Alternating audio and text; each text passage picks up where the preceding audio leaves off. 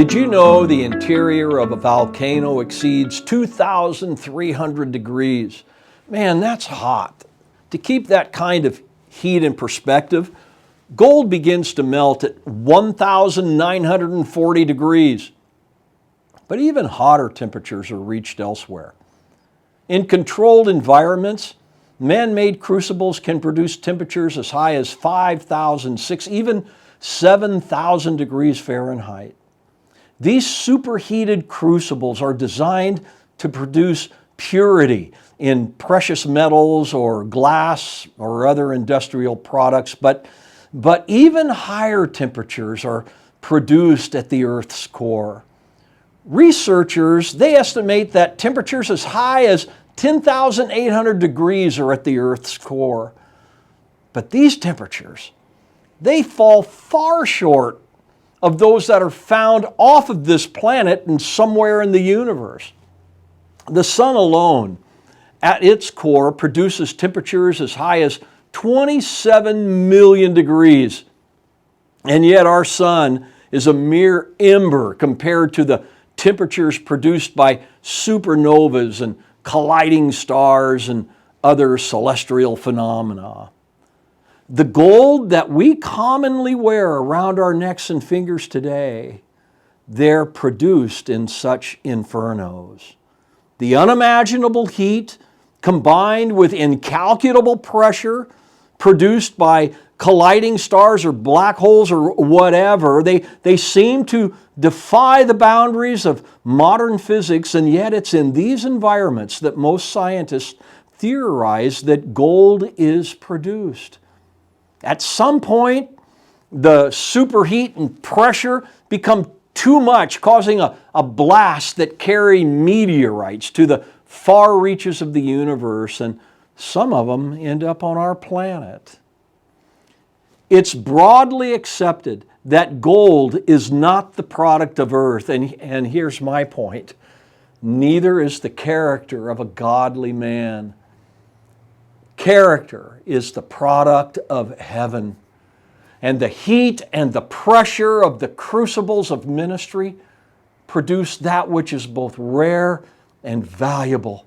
Purity of heart is the product of God and not the product of leadership conferences or retreat weekends or stirring Holy Spirit moments. I wish it were that easy, but it's not.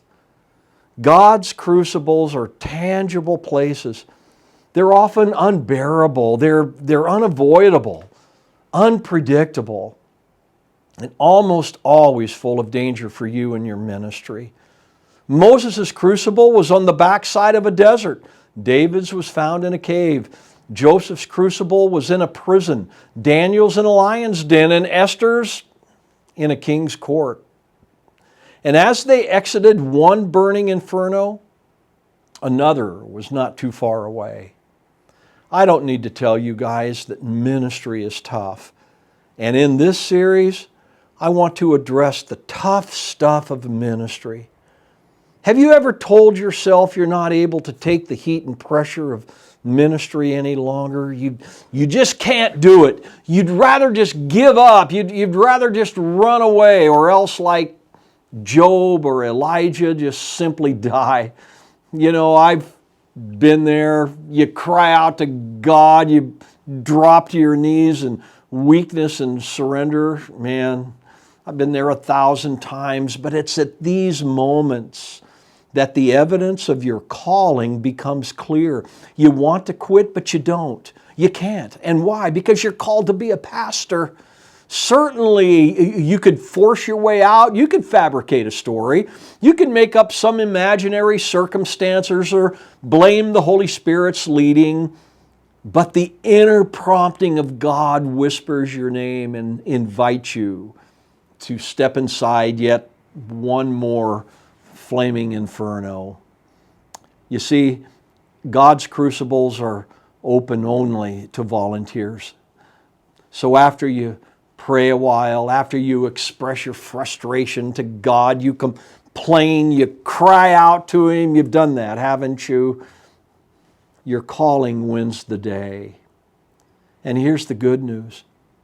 God creates each crucible uniquely and individually for you. Crucibles are as intricately made as the universe itself, and yet they hold far more value.